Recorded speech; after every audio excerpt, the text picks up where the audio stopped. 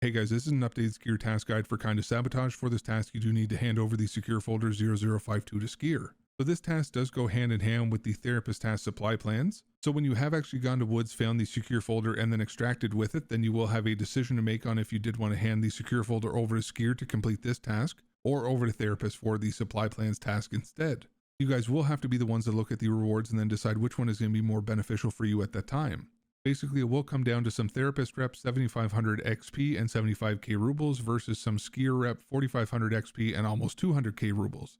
And then whichever one that you do choose will fail the other, but there is no longer a negative rep penalty. So basically, it will be up to you guys to decide which reward that you would prefer, or you can always try to plan ahead, especially for those of you who are on a standard account, and then try to make up for any loss in rep that you will incur later on in the wipe, for example, from the chemical task line.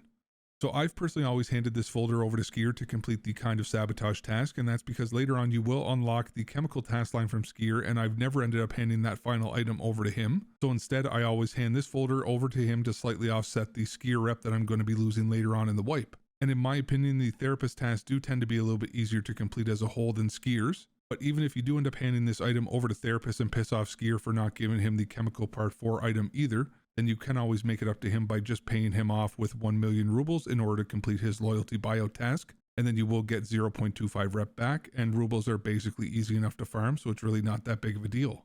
And just so you guys know, typically you should only have to make it up to one or the other if you are on a standard account, since EOD and unheard users do start off with a higher trader rep, so the loss of rep really isn't going to be as detrimental to them at all.